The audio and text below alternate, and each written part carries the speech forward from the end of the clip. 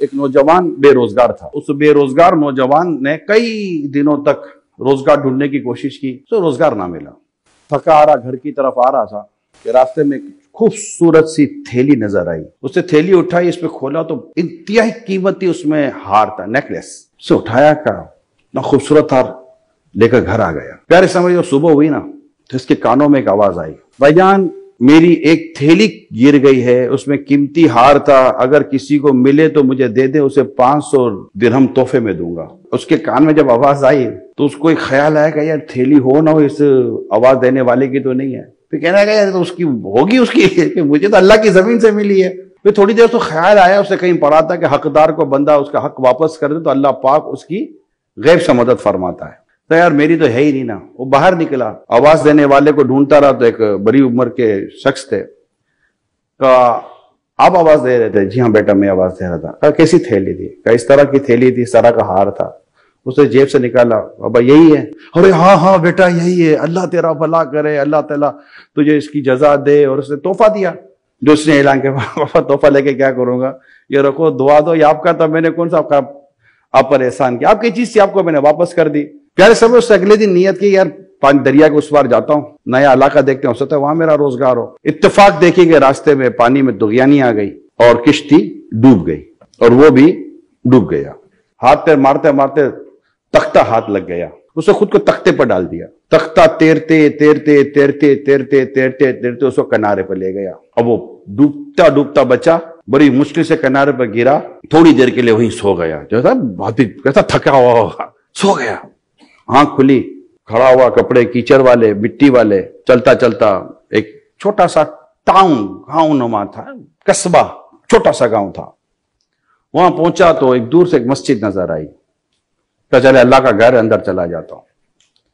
اندر گیا, وہ نماز وغیرہ پڑھی اور قرآن کی تلاوت میں مصروف ہو گیا. جیسے قرآن کی تلاوت کرنے لگا تو کچھ گاؤں کے بڑے بزرگ مسجد میں آئے کہ یار یہ آواز کہاں سے آ رہی ہے. دیکھا تو ایک نوجوان قرآن کی تلاوت کر رہا تھا. برخوردار کہاں سے آئے ہو؟ کہ اس طرح پہنچا ہوں یہاں پر. کہ قرآن آتا ہے آپ کو؟ کہ آتا تو ہے, آپ کے سامنے تلاوت کر رہا. ہمارے بچوں کو پڑھاؤ گے؟ کہ ٹھیک ہے. قرآن کی تعلیم پر اس نے اتفاق کیا, اس کی کچھ تھوڑی بہت خدمت کا طے ہو گیا اور وہاں اس کی نظام چلنا شروع ہو گیا. تھوڑے سے کے بعد بڑے بزرگ آئے, برخوردار, بڑے نیک ہو, اچھے ہو, ستھرے ہو, نوجوان ہو, شادی کیوں نہیں کر لیتے؟ کہ میرا آگے پیچھے کو ہے ہی نہیں, میرے تو کون شادی کرے گا, میری کون شادی کرائے گا. کہ بیٹا ہم ہیں نا, ہم تمہاری شادی کرائیں گے, کرا دیں. کہ ہمارے گاؤں میں ایک نوجوان لڑکی ہے, اچھی صورت اور اچھی سیرت کی ہے بیچاری, اس کا کوئی ہے ہی نہیں آگے پیچھے, نہ ماں ہے نہ باپ ہے, کرو گے شادی؟ کہ اب ابھی تک میرے ساتھ اچھا ہی کیا ہے, آگے میرے ساتھ برا کریں گے میرے تصور میں نہیں ہے, کرا دے شادی. نکاح ہو گیا. اب وہ اپنے کمرہ عروسی جس کو کہتے ہیں, جو کمرہ ہوتا ہے خاص, اس میں جب یہ گیا, وہ جا کر جب اس نے اپنے دلہن کا چہرہ دیکھا تو چہرہ دیکھتے ہی اس کی نظر ایک ہار پر پڑی. یہ وہی ہار تھا جو اس نے اس بزرگ کو واپس کیا تھا اور اس دلہن کے گلے میں تھا. یہ تو بڑا چونکا اور باہر نکل گیا. تو باہر نکلا تو وہ جیسے عموماً گھر کے باہر کچھ نہ کچھ تو کھڑے ہوتے جو باراتی ٹائپ کے آتے ہوئے. کہا بیٹا کیا ہوا, خیریت تو ہے؟ گھر سے کمرے سے باہر آ گئے بھاگتے ہوئے.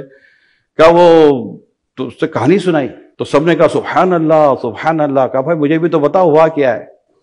کہ بیٹا جو تم نے کہانی سنا ہے نا, تم نے جس بزرگ کو ہار واپس کیا تھا, ہاں, بولا یہ اسی کی بیٹی ہے, یہ ہار اسی کا ہے. اور کمال کی بات یہ ہے کہ جب یہ واپس آئے تھے نا تو یہ کہتے تھے کہ مجھے ایک نوجوان ملا تھا, اگر وہ نوجوان مجھے دوبارہ مل جائے تو میں اپنی بیٹی کی شادی سے کراؤں گا. اس سے 2 بچے ہوئے. تھوڑے دنوں کے بعد دونوں بچے انتقال کر گئے. کچھ عرصے کے بعد اس کی بیوی انتقال کر گئی. کتابوں میں لکھا ہے کہ آخر ہار کس کے پاس آیا.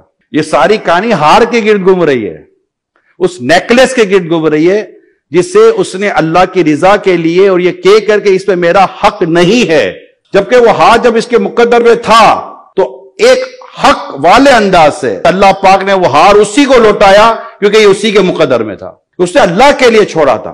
یہ بات ہمیں ہمارے ہر ایک بچے کے, نوجوان کے, جاب کرنے والے, پروفیشنل, نیچے سے اوپر تک ہر ایک کے ذہن میں بٹھانی ہے کہ تم صرف اپنے رب کی رحمت اور اس کی عطا پر نظر رکھو, حق لو, حق دو, اللہ پاک تمہارے لیے بہتر فرما دے گا.